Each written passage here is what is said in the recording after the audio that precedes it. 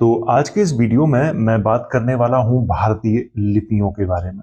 बहुत सारे कमेंट आ रहे थे बहुत दिनों से कि सर आप लिपियों के बारे में बताओ ताकि संस्कृत भाषा का उदय कैसे हुआ ये हम लोग जान सकें। तो आज का ये वीडियो आप लोगों के लिए बहुत ही महत्वपूर्ण है। इस वीडियो के माध्यम से आप ये जान सकते हो कि संस्कृत भाषा कैसे बनी है। और ये वीडियो उन लोगों के लिए भी बहुत महत्वपूर्ण है जो किसी परीक्षा की तैयारी कर रहे हैं। और ये वीडियो उन लोगों के लिए भी महत्वपूर्ण है जो लोग इतिहास को जानना चाहते हैं कि हमारा जो असली इतिहास है वो क्या है। क्योंकि कुछ लोगों की ऐसी मान्यता है कि संस्कृत भाषा 1,96,00,000 ईसा पूर्व की है। ये सिर्फ उनकी मान्यता है, इसके ऐतिहासिक प्रमाण उनके पास कुछ भी नहीं है। और जब आप लिपियों का इतिहास समझेंगे तभी आपको ये समझ में आएगा कि जो हमारी संस्कृत भाषा है, आज जो हमारी संस्कृत चलती है वो कितनी पुरानी है। तो आइए वीडियो की शुरुआत करते हैं।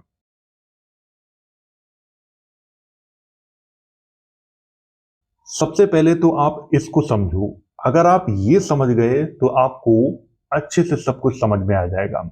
सम्राट अशोक के शासनकाल में धम्म लिपि कहा जाता था। ब्राह्मी लिपि भी आप कह सकते हैं या बम्भी लिपि भी आप कह सकते हैं, जो आपको नाम अच्छा लगे वो नाम आप प्रयोग कर सकते हैं। इसके बाद कुषाण कालीन ब्राह्मी, फिर गुप्त काल। गुप्त काल में हम ब्राह्मी के दो रूप देखते हैं, एक उत्तर भारतीय शैली और एक दक्षिण भारतीय शैली। यहां पर आपको ध्यान रखना है कि उत्तर भारतीय शैली और दक्षिण भारतीय शैली में कई और रूप हमें ब्राह्मी के देखने को मिलते हैं। आपके सामने हैं, आपने अच्छे से पढ़ सकते हो।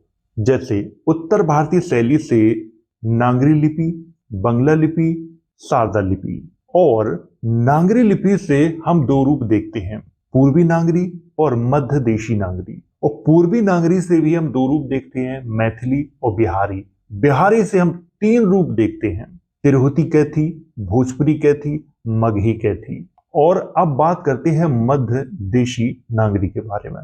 गुजराती, मालवी, महाजनी, मोड़ी, इतने रूप हमें देखने को मिलते हैं। बंगला लिपि में असमिया, उड़िया, नेवारी, प्राचीन मणिपुरी। शारदा लिपि में नीचे लिखे हुए हैं ये। और दक्षिण भारतीय शैली में ये लिखे हुए हैं, तमिल, तेलुगु, ग्रंथ, ये सारे नाम आपको मिल जाएंगे। तो आप लोग इसको अच्छे से देख लो। भारत में जितनी भी लिपियां चल रही हैं उनका सबका जो उदय है वो ब्राह्मी लिपि से ही हुआ है। हमारे देश की सबसे प्राचीन लिपि धम्म लिपि मानी जाती है। और धम्म लिपि को ही बाद में बम्भी लिपि और ब्राह्मी लिपि कहा गया है। लिपि एक ही है, नाम अलग अलग हैं। धम्म लिपि के जो अक्षर हैं वो कैसे बनते थे उनको देख लेते हैं। छोटा आ कैसा बनता था, बड़ा आ कैसा बनता था, छोटी ई कैसी बनती थी, बड़ी ई कैसी बनती थी, ये आप लोग देख सकते हैं। छोटा आ के यहाँ पे चार रूप लिखे हुए हैं कि इस तरह के छोटा आ बनते थे सम्राट अशोक के समय में। आप हर एक अक्षर को ध्यान से देखिए। मैं तो कहता हूं आप लिख के रख लीजिए, आपके लिए फायदेमंद होगा। क्योंकि इसकी सहायता से आप सम्राट अशोक के शिलालेख स्वयं पढ़ सकते हैं। किसी भी इतिहासकार की बातों में मत आइए, स्वयं पढ़िए। अब आप लोगों ने इन अक्षरों को बहुत अच्छे से देख लिया होगा। अब मैं आपको कुछ और जानकारी देता हूं। यहाँ पे बहुत सारे जो अक्षर हैं वो सम्राट अशोक के समय में थे ही नहीं। जैसे ऋषि वाला राम वो समय नहीं था, ये बाद की देन है। श्री, जैसे हम लिखते हैं कि किसी के पिता का नाम जब पूछा जाता है कि क्या नाम है तुम्हारे पिता का, तो हम बताते हैं कि श्री फलाना फलाना। तो जो श्री लिखते हैं वो भी अक्षर नहीं चलता था उस समय। छत्र, ज्ञान, ये भी नहीं चलते थे। लेकिन इनको क्या किया है कि बाद में क्रिएट किया गया है। क्योंकि सम्राट अशोक के किसी भी शिलालेख में इन अक्षरों का प्रयोग नहीं किया गया है। आपको इतना तो पता होगा कि सम्राट अशोक के जो शिलालेख हैं सबसे पहले किसने पढ़े थे? जेम्स प्रिंसेप ने पढ़े थे। उससे पहले भारत में कोई ऐसा व्यक्ति था नहीं जिसको इस लिपि का ज्ञान हो, ऐसा तो कोई नहीं था। जैसे ही जेम्स प्रिंसेप ने इस लिपि को पढ़ा, इसके बाद भारत में तमाम ज्ञानी पैदा हो गए और उन्होंने अपने अपने अनुसार कुछ अक्षरों का निर्माण कर लिया। लेकिन मैं उन अक्षरों की यहाँ पे बिल्कुल भी बात नहीं करूंगा। जिन अक्षरों को मैंने सम्राट अशोक के शिलालेखों में पाया है मैं उन्हीं की बात करूंगा। अब यहां पे बात करते हैं तालब वाले शाह की। तालब वाले शाह और मूर्धन्य शाह, इनका प्रयोग सम्राट अशोक के पश्चिमी जो शिलालेख हैं, अभिलेख हैं, उनमें किया गया है। यह बात आपको ध्यान रखनी है। क्षत्रज्ञ इन अक्षरों का प्रयोग सम्राट अशोक के किसी भी शिलालेख में नहीं किया गया है। अगर आपको लगता है कि किसी शिलालेख में किया गया है तो आप उसकी फोटो मेरे साथ शेयर कर सकते हो, मैं उस पर वीडियो बना दूंगा। अब ब्राह्मी लिपि की उत्पत्ति के बारे में और बात कर लेते हैं, क्योंकि उसके बारे में जानकारी देना बहुत जरूरी है। इस पे मैं आपको बता दूं कि इतिहासकार एक मत नहीं है, कोई कुछ कहता है, कोई कुछ कहता है, कोई कुछ कहता है। एडवर्ड थॉमस और लासेन के अनुसार ब्राह्मी लिपि की उत्पत्ति दक्षिण भारत से हुई है। जनरल कनिंघम ने ऐसा बताया है कि ब्राह्मी लिपि की उत्पत्ति भारतीयों ने की है। और जैन परंपरा के अनुसार ऐसा माना जाता है कि ऋषभ देव ने अपनी पुत्री ब्राह्मी को सबसे पहले इस लिपि का ज्ञान दिया था। ये जैन धर्म वाले मानते हैं ऐसा। और ब्राह्मणों के अनुसार ऐसा कहा जाता है कि ब्राह्मी लिपि का सबसे पहले प्रयोग ब्राह्मणों ने किया और ब्राह्मणों के नाम पर ही इसका नाम ब्राह्मी लिपि रखा गया है।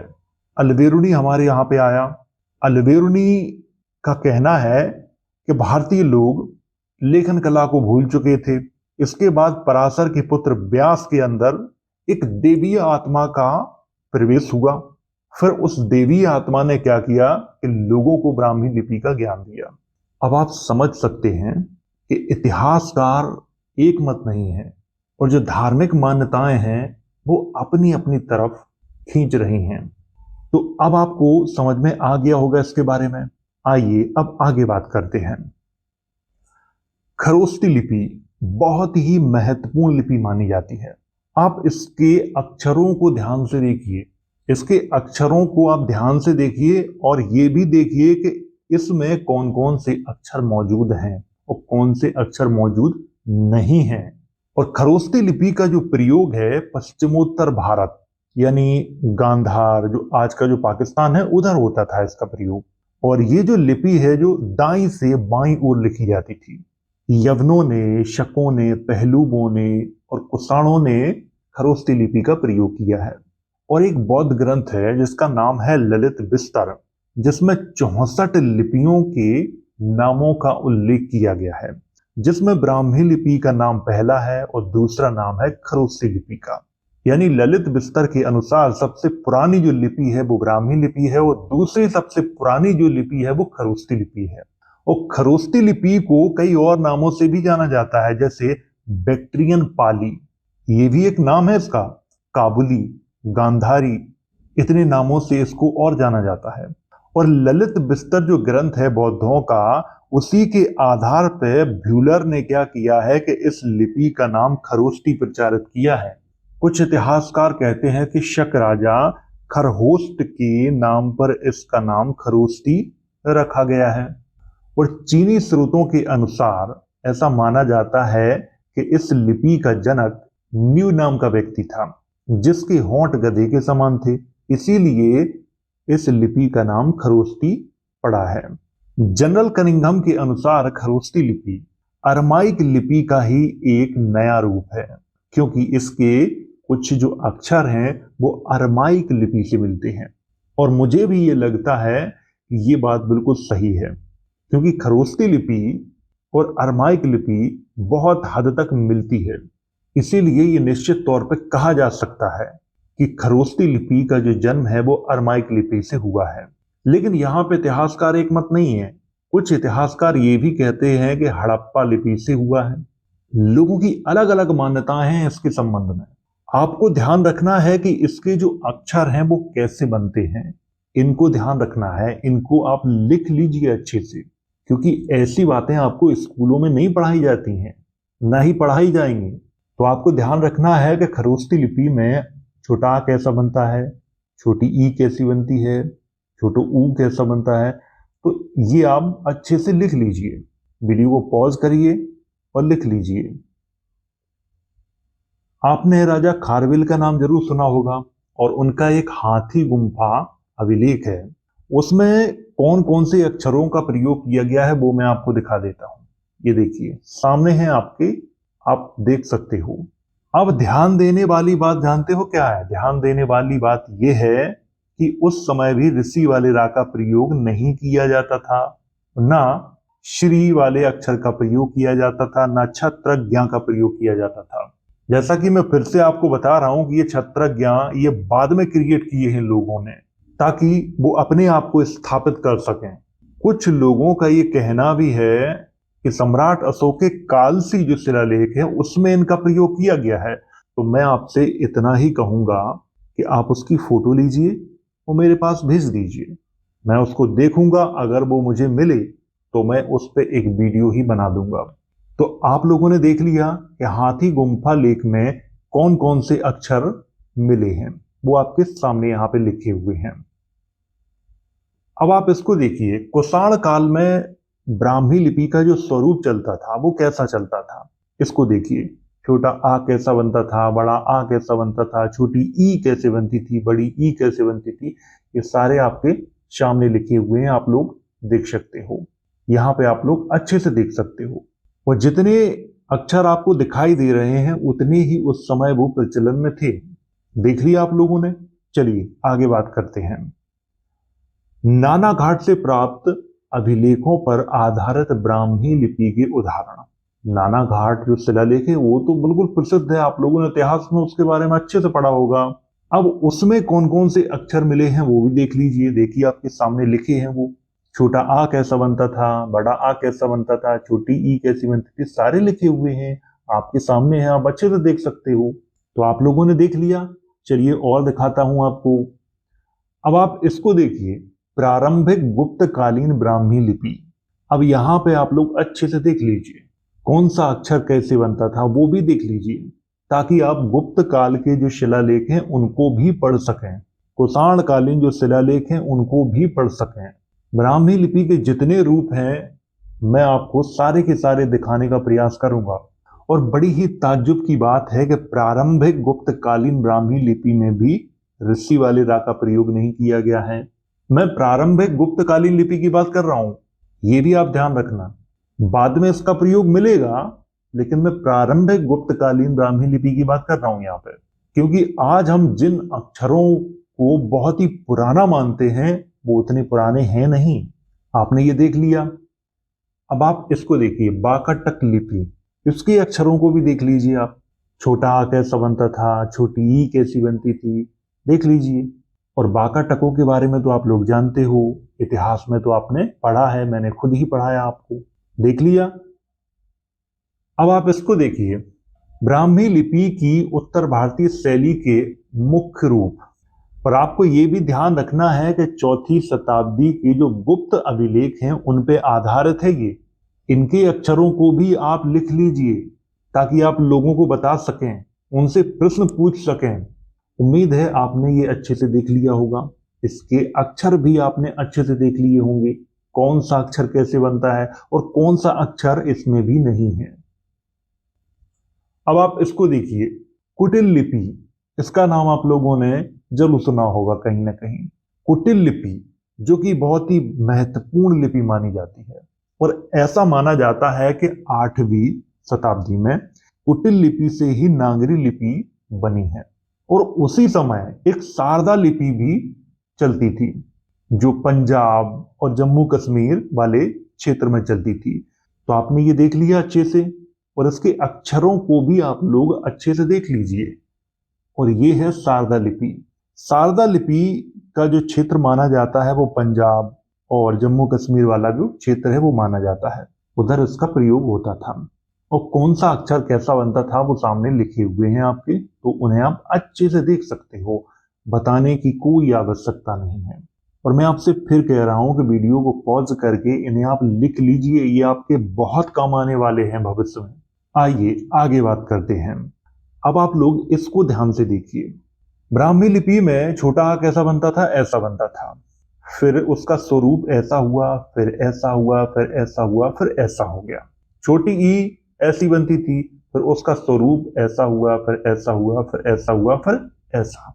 ये तमिल लिपि में कैसे परिवर्तित हुए वो मैं आपको दिखा रहा हूं। भारत में जितनी भी लिपियां चल रही हैं सबका जो विकास है वो ब्राह्मी लिपि से ही हुआ है, या कहें कि धम्म लिपि से ही हुआ है। आपने इसके अक्षरों को अच्छे से देख लिया। अब आप इसको देखिए, ये है ग्रंथ लिपि। इसका भी नाम आप लोगों ने जरूर सुना होगा, और आप लोग इसके अक्षरों को भी अच्छे से देख लीजिए। छोटा आ कैसा बनता है, बड़ा आ कैसा बनता है, छोटी ई कैसी बनती है, ये आप देख लीजिए। और बहुत अच्छी बात जानते हो क्या है, तो जो ऋषि वाले रा का प्रयोग यहाँ पे किया गया है, ये आप अच्छे से देख लो। आपने इसको अच्छे से देख लिया। आइए अब आपको कुछ और दिखाता हूं। अब आप इसको देखिए, कन्नड़ लिपि। कन्नड़ लिपि का जो विकास है वो कैसे हुआ, उसको भी मैं आपको दिखा देता हूं। जैसे धम्म लिपि का है या ब्राह्मी लिपि में छोटा कैसा बनता था, ऐसा, तो उसका स्वरूप ऐसे बदला, फिर ऐसे बदला, फिर ऐसे बदला, फिर ऐसे बदला, फिर ऐसे बदला, फिर ऐसे बदला। इस तरह से कन्नड़ लिपि का विकास हुआ। हर अक्षर को आप अच्छे से देख सकते हैं। इसी तरह से रूप बदले और कन्नड़ लिपि का विकास हुआ। छोटी से छोटी चीज मैं आपको अच्छे से समझा रहा हूं। अगर अभी भी आपको समझ में नहीं आए तो दुनिया का कोई भी व्यक्ति आपको नहीं समझा सकता। कभी कभी तो मैं ये सोचता हूं कि मैं आपको क्या समझा रहा हूं, छोटा बड़ा, क्या दिन आ गए हैं मेरे। आपने इसको देख लिया, आगे बात करते हैं। अब आप इसको देखिए, ब्राह्मी लिपि से नागरी लिपि की विकास यात्रा, यानी ब्राह्मी लिपि से जो नागरी लिपि बनी है उसके रूप कैसे कैसे परिवर्तित हुए हैं वो मैं आपको समझा देता हूं। जैसे यहां पे ये ता बना हुआ है, ये नागरी लिपि का है, आपको ध्यान रखना है। पहले ऐसे बनता था, फिर ऐसे रूप परिवर्तित हुआ, फिर ऐसे परिवर्तित हुआ, फिर ऐसे परिवर्तित हुआ, और आज यही रूप चलता है। हिंदी हम जब लिखते हैं तब ऐसे ही तो ता बनाते हैं, संस्कृत जहां हम लिखते हैं तो ऐसे ही तो ता बनाते हैं। ये रूप आज चल रहा है, लेकिन आज से 2000 साल पहले ये रूप नहीं था। लेकिन कुछ लोग ये कहते हैं कि ना भाई, 1,96,00,000 साल पहले ये वाला रूप था। कौन सा रूप जो आज चल रहा है ये? पर हम राजा महाराजाओं के जो अभिलेख हैं, शिलालेख हैं, उन पे देखते हैं तो हमें पता चलता है कि 2000 साल पहले ही ये रूप नहीं था।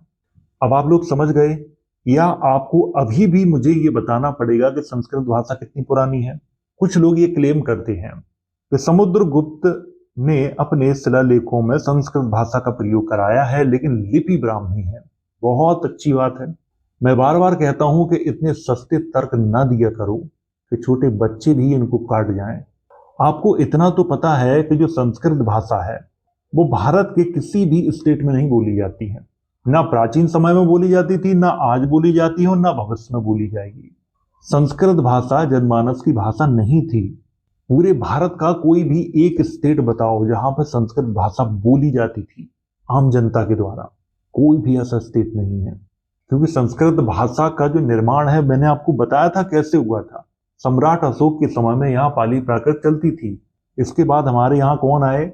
यवन आए, शक आए, पहलू आए, कुषाण आए, हूण आए। जब ये सारे आक्रमणकारी हमारे देश में आए, इनकी भाषाएं भी हमारे देश में आई, और इनकी ही भाषाओं के जो कुछ अक्षर हैं, कुछ शब्द हैं, वो पाली प्राकृत में जाके शामिल हो गए। और इस तरह से पाली जो प्राकृत है उसका एक नया रूप हम देखते हैं कुषाण काल में, गुप्त काल में, बल्कि हर्षवर्धन के शासन काल तक हम उसका रूप देखते हैं। उसी को कुछ लोग संकर संस्कृत कहते हैं, कुछ लोग बुद्धिस्ट हाइब्रिड संस्कृत कहते हैं। और आज हम जो संस्कृत का इस्तेमाल करते हैं ये ज्यादा पुरानी नहीं है, 100 बार बोल चुका हूं ये बात। और ये तर्क तो कतई मत दिया करो कि लिखी तो ब्राह्मी लिपि में है लेकिन लिखी संस्कृत है। कुछ लोग ये कहते हैं कि रुद्रदामन के गिरनार शिलालेख में संस्कृत भाषा का प्रयोग किया गया है। मैंने एक वीडियो उस पर बनाया था, आप लोगों ने देखा होगा। कील हॉर्न ने जो अनुवाद किया था वो मैंने आपको दिखाया था। अब मैं एक अनुवाद और लाने वाला हूं, उसमें भी मैं आपको दिखाऊंगा। इतिहासकारों ने ऐसा क्यों लिखा है कि इसमें संस्कृत भाषा लिखी है? क्योंकि कुछ एक दो जो शब्द हैं वो संस्कृत की तरह लगते हैं, इसीलिए उन्होंने ऐसा लिखा हुआ है। यहां पर एक प्रश्न खड़ा हो जाता है कि संस्कृत आक्रमणकारियों की भाषा है कि भारतीयों की भाषा? मैं ये जानना चाहता हूं, क्योंकि भारत में शक आए विदेशी थे, भारतीय नहीं थे।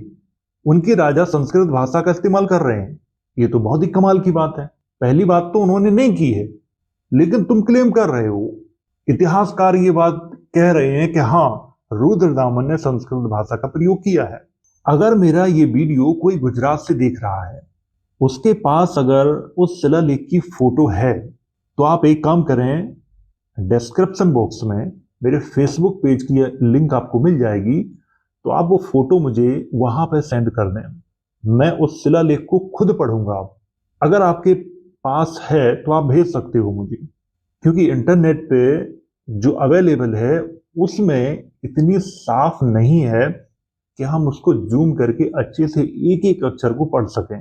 जाते जाते एक छोटी सी बात आपको बता देता हूं, ताकि आपको समझ में आ जाए। आप कहते हो कि संस्कृत भाषा बहुत पुरानी है। पहले आप संस्कृत जो लिखते हो ना, लिखो संस्कृत। अब इसका मतलब बताओ हमें। संस्कृत का मतलब जानते हो? जिसका संस्कार किया गया हो उसको संस्कृत कहा गया है। अब संस्कार किसका किया गया है, संस्कार का मतलब भी समझते हो? जो लोग संस्कार का मतलब तक नहीं समझते वो कहते हैं कि संस्कृत भाषा 1,96,00,000 ईसा पूर्व की है। आज से 5-6 हजार साल पहले लोग चड्डी पहनना नहीं जानते थे, और आप लोग इतना बड़ा क्लेम कर देते हो 1,96,00,000 ईसा पूर्व की भाषा है। बोलने में डर नहीं लगता?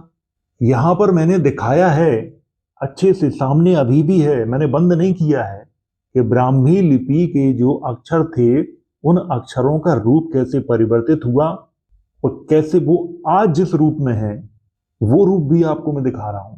और ये बात बिल्कुल दिमाग से निकाल दीजिए कि संस्कृत भाषा कभी जनमानस में बोली गई थी। ये बात बिल्कुल निकाल दीजिए, कभी नहीं बोली गई थी और ना ही भविष्य में कभी बोली जाएगी। मैं संस्कृत का कोई विरोधी नहीं हूं, लेकिन जो चीज नहीं है उसको जबरदस्ती थोपना मेरी आदत नहीं है। क्योंकि आज जिन लोगों ने संस्कृत का बेड़ा उठा रखा है उनके बच्चे खुद संस्कृत नहीं बोलते, उनके बच्चे खुद अंग्रेजी बोलते हैं। तो सोचो भविष्य में क्या होगा, लोग संस्कृत बोलेंगे, नहीं बोलेंगे। तो उम्मीद है आपको समझ में आ गया होगा कि हमारी जो संस्कृत भाषा है वो कैसे बनी और उसके अक्षर कैसे बने। अगर आपको समझ में नहीं आया है तो मैं फिर से बता देता हूं कि सम्राट अशोक के समय में भारत में पाली प्राकृत चलती थी। फिर हमारे यहाँ आक्रमणकारी आए, नाम मैं आपको बता चुका हूं, यवन, शक, पहलू, कुषाण, हूण। इनकी भाषाएं आई, इनके कुछ शब्द और अक्षर पाली प्राकृत में गए। फिर पाली प्राकृत को ही संस्कारित किया गया है, उसी को संस्कृत नाम दिया गया है। अब आप सोच सकते हो कि ये ज्यादा पुरानी भाषा नहीं है। 100 बार बोल चुका हूं, अगर आप कितना भी खींचोगे तो भी आप पहली शताब्दी से पुराना इसको साबित नहीं कर पाओगे। मैं चुनौती देता हूं तुम्हें। और जो लोग कहते हैं कि पाणिनि 600 ईसा पूर्व में हुए थे, 500 ईसा पूर्व में हुए थे, मैंने टिकट उनका दिखाया था आपको, भारत सरकार ने जारी किया था। उनके पीछे जो अंक लिखे हुए हैं वो कौन सी ईस्वी में चलते थे ये भी आपको पता है। ये मैं फिर से दिखा रहा हूं, वो टिकट देख लीजिए, ये है वो टिकट। पाणिनि के लिए ही जारी किया था भारत सरकार ने। इनके पीछे जो अंक लिखे हुए हैं ये कब चलते थे, कौन सी ईस्वी में चलते थे, ये पता करिए पहले आप। तो पाणिनि वाला जो है वो अपने दिमाग से निकाल दीजिए, और ज्यादा खोजोगे पाणिनि के बारे में तो पता चलेगा वो भी किसी और धर्म के थे। इसीलिए कहता हूं कि जितने सबूत हों उतनी ही बात किया करो। मैंने इसमें जो दिखाया है आपको, अभिलेखों में जो मौजूद है वो दिखाया है। और किताबों का मैं बिल्कुल समर्थन नहीं करता हूं। कोई व्यक्ति ये कहे कि ये किताब है, ये आज से 1,96,00,000 ईसा पूर्व पुरानी है, तो मैं उसको नहीं मानूंगा। और वो किताब चाहे किसी भी धर्म से संबंधित हो। तो उम्मीद है आपको समझ में आ गया होगा। अगर आपको अभी भी समझ में नहीं आया है तो दुनिया का कोई भी व्यक्ति आपको नहीं समझा सकता। बस मैं इतना ही कह सकता हूं। तो वीडियो अगर अच्छा लगा हो तो इसे लाइक कीजिए, शेयर कीजिए। वीडियो देखने के लिए धन्यवाद।